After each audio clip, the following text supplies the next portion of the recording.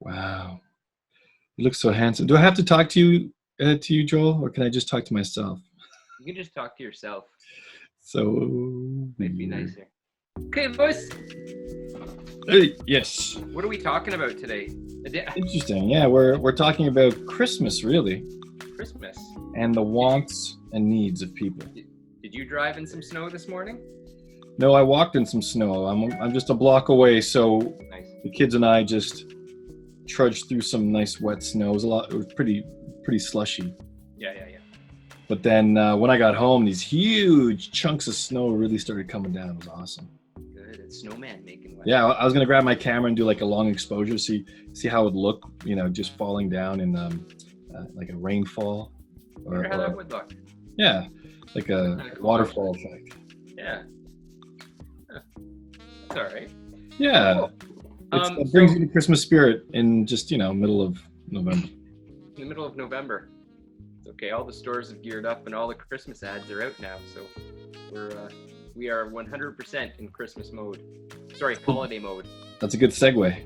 Yeah, that is. But I just want to go back and say Adamo, that shithead, can't join us again because he forgot he had a writers meeting this morning. Oh. So that's no worries. 'Tis no worries. We will get him again another day and his antics. So it's the Argos Christmas ad that we're talking about, the Book of Dreams, the extended version, not the short one. Right. The extended version. Because we like long ass commercials apparently. Over 2 minutes long. Over 2 minutes long, yeah. So anyone that has the patience to sit through a 2-minute commercial, or as we call it, content now. Yeah. So it was created by the agency called The And-Partnership, and they've got a bunch of different locations, one in Toronto, but then I think the one that did this was the one in the UK. And they worked with a company called Stink Films. I don't know if you looked up Stink Films. I did not. They've got some crazy stuff that they've done. And what was interesting, I was trying to find the director for this. Oh, and I also said we're not allowed to say what's interesting anymore. I don't know if you got that email. We can't say it's anymore. Right, because that's subjective. We just want to point out facts. That's right. Yeah, it's just factual. Anyhow, I looked up the director and I was like, it's Traktor is the director, and apparently Traktor is like a director consortium that works with Stink Films. So I don't know who the actual director was on this, or if it was all of them that worked on this. And put this together, this 2-minute epic Christmas. I don't know, I loved it. I thought it was awesome. Different from kind of the Christmas ones that we get here all the time, kind of ram consumerism down your throat. I liked it. How about yourself? Yeah, it got me hooked. There's music, pretty good song. It's got some good action and drumming. The song came out when you were like, what, 40? Something like that? Yeah, I was in my early 40s now. I remember it growing up. Yeah. It was some good retro. That was the only thing I was thinking of for that. I was like, the guy's daughter, I don't know, I'm guessing maybe she's around 8-10 years old, maybe, something like that. Simple Minds. Obviously, it caters to the dad, but I think that was kind of even beyond my time, and I forgot it. Yeah, I don't remember the video. I had to go back and actually watch it. I remember the song, and I remember the movie, The Breakfast Club that it was used in. That's about it. That's right. That's it. I don't remember. I didn't quite remember the group's name. I had to look them up, but I remembered after hearing who it was, I knew who they were. But I wasn't a big retro fan. I mean, I was less than, I guess, 9 or something in the early 80s or something. So it wasn't. I think it was for a group about 5 to 10 years older than I was. Yeah. So for you, it was more Pearl Jam and the grunge. Exactly. So that the late 80s, the 89 is when, or even before that, you had you had Alice Cooper, and then you had that's one end of the spectrum, and then just before that you'd have some Maestro Fresh West, right? Around that time as well. I got to see one of his videos being made when I was a kid. I was like 10 years old, and it was we went to Much Music, actually. I think it was Much Music, I don't know, it was one of the buildings down there, and got to see it being made. And I remember at one point my aunt having to take me out because she thought I was too young to see some of the stuff that was happening. Yeah, some of the booty shaking. I don't know, it just wasn't appropriate for a 9-year-old at that time. Yeah. Yeah. So that brings back memories. So yeah, back to this ad that we're talking about. I don't want to run through the whole thing because I mean it's 2 minutes and a half, and so I don't even know if I need to share the screen for this with you. But there was a couple things that stuck out for me that made this really effective. And the one right off the bat was the camera always pushing into the dad. Right. So you know, it opens up on the street and you see that, okay, it's Christmas time, whatever. And the camera's pushing in, and then it goes into the house and it's pushing into him a little further. And so you get the idea that, okay, this is what he's going to start to imagine. And then all of a sudden, you know, he looks at the book, flips the book open, and then starts tapping, and then sits back, and his imagination starts going wild. But so that was some of the camera movement that caught my eye at the first bit, and I was like, that's kind of cool. I like how they did that. But the direction, so he had this drum set, all of a sudden the table rips open and the drum set's there, and everybody wants a drum set, right? Yeah. And, except for parents. So that's another thing. I don't know what parent wants a drum set, because I got a drum set once for my daughter. Yeah, it's always a great idea at first, right? Yeah. It's interesting for a few days. But I liked it because the dad's looking at the drums, and he kind of like, do I hit the drum? Do I not hit the drum? What do I do? It's the drum. So anyway, he smacks it, and then starts controlling. And the whole transition, before, like you're talking about just before that. Yeah.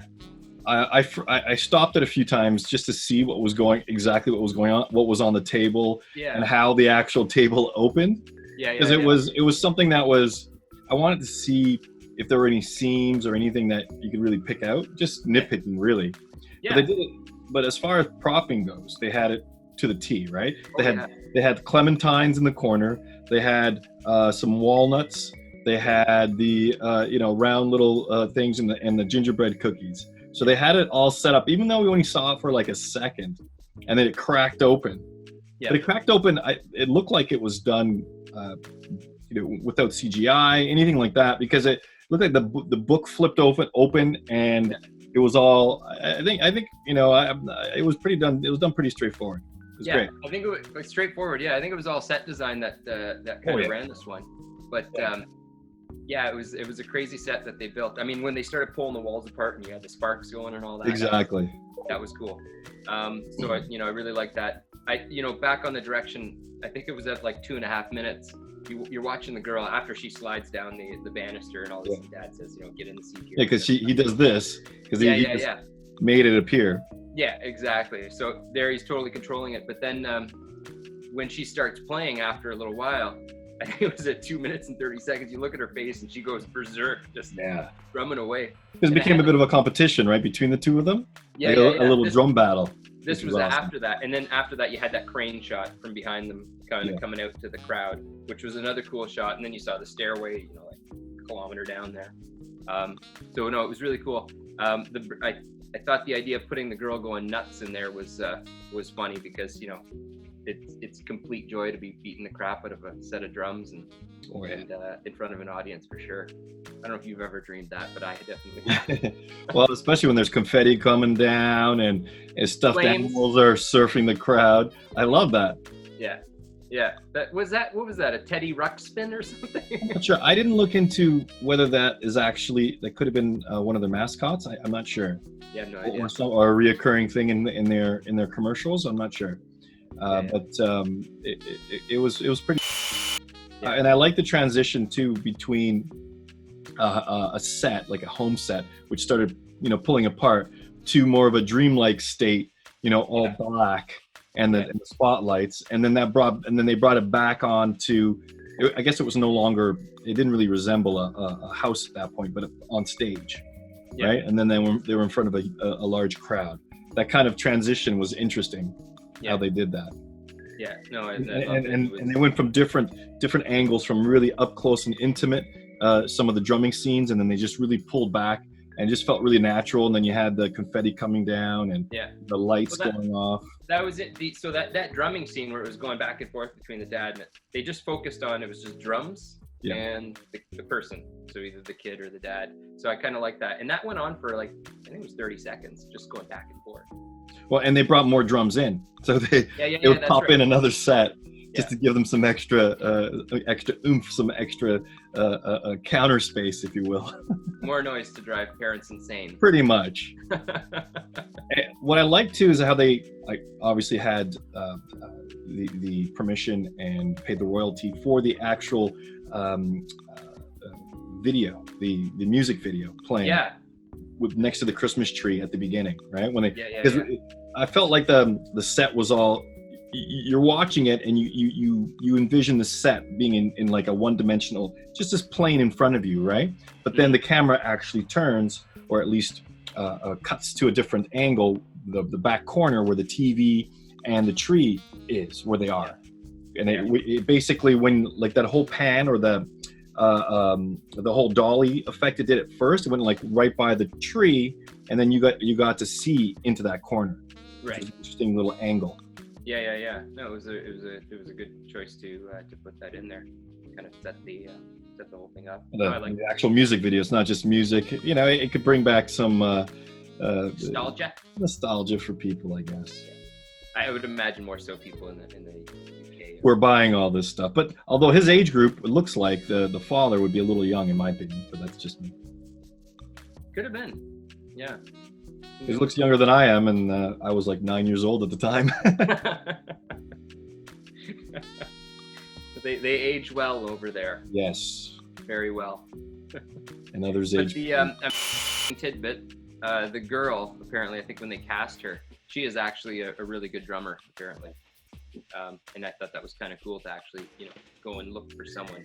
And I guess that was kind of necessity. They had to find someone who could actually authentically bang the crap out of the drums and make it look good.